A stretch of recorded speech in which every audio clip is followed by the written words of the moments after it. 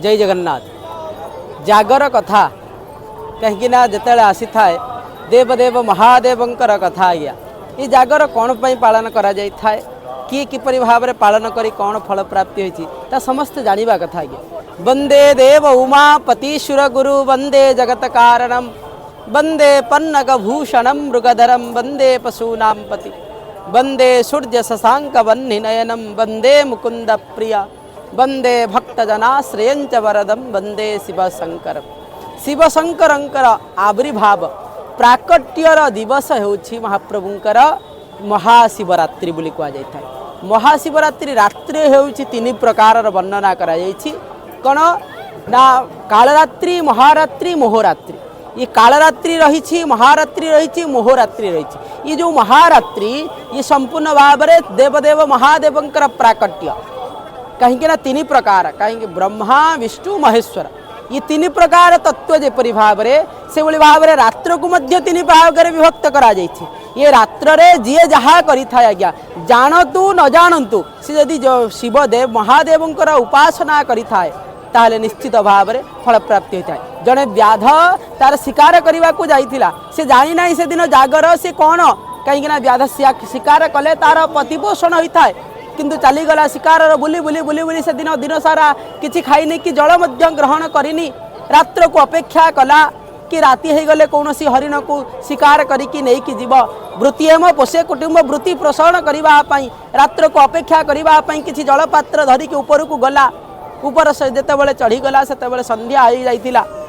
से जानी से दिन थिला जागर रात्रि से कौन कला जिते जल जाते बेलपत्र बेल गछ पाख गचरे लगी थाए से गोटे गोटे बेलपत्र को पकई चलला आउ जिते गोटे गोटे हरिण आसर सर जिते जुखिंट थे थे पानी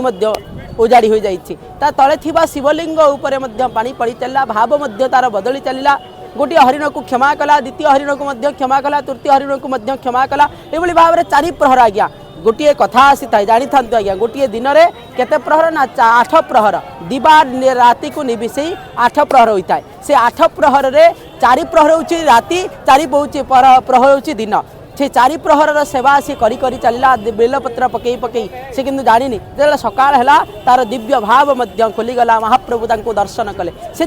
जागर राति को निश्चित भाव में आपण माने पालन करवा दरकार। किपरि भाव में पालन करेंगे ना जो प्रकार अच्छी 4 प्रहर पूजा करेंगे 4 प्रहर दर्शन करेंगे महाप्रभुंकर दीपटीए जाली महाप्रभु को चिंतन करेंगे या द्वारा निश्चित भाव में भक्ति प्राप्ति होता है ज्ञान प्राप्ति होता है वैराग्य प्राप्ति होता है और अपर्याप्त धन मध्य प्राप्ति होता है। आम समस्त प्रकार रोगरु मध्य मुक्तिर समाधान मिलता है महाप्रभुंकर से जागर रातिर समस्त प्रकार पालन कले से निश्चित भाव में जागर राति पालन कले। किंतु एठारे शिवरात्रि रे महाप्रभुंकर ये श्रीक्षेत्र रे गोटी अपूर्व कथा अच्छी आज्ञा जे कि हरिहर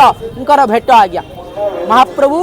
जो अछंती स्वतंत्र भाव में जगन्नाथंकर आज्ञामाला प्राप्ति हुई मदन मोहन जानती क्योंठारे लोकनाथ लोकनाथ बाट को आसती पाछोड़ी नहीं जानती महाप्रभुंकर हरिहर भेट हुए तापर महाप्रभुंकर दिव्य नीतिकांति होता है। जागर पड़िया आउ कौटी ना आज्ञा जागर पड़िया कथा जो आज्ञा आसे केवल लोकनाथंकर जागर पड़िया कथा आसी थाए से दीप जाली समस्ते बसी था से भाव में दीप जालतु आउ दीप जालतु जो भल घीर न तेलर दीप जालतु आ महाप्रभु को चिंता करंतु एकौसी भाव रखंतु ना क्रोध भाव छाड़ी दिंतु कामना भाव छाड़ी दिंतु महाप्रभु को केवल अर्चन वंदन करंतु आउ निश्चित भाव में प्रभात उठा मात्रके प्रथमे महाप्रभुंकर दर्शन करिवार आकांक्षा रखिकी निजर नित्यकर्म सारंतु नित्यकर्म सारी सारा पर देवदेव महादेवंकर दर्शन कर सारा आगो को सही भाव में ओम नमः शिवाय मंत्र को निश्चित भाव में नमः शिवाय जो पंचाक्षर मंत्र को निश्चित भाव में सकाळु रात्र महाप्रभुंकर जिते दीप जो महादीप न उठी से पर्यंत आपण जप करंतु निश्चित भाव में सुफल प्राप्ति हे। आपको जदि भल लगिला निश्चित भाव में हर हर महादेव लिखंतु आउ जय जगन्नाथ मध्य लिखंतु। जय जगन्नाथ।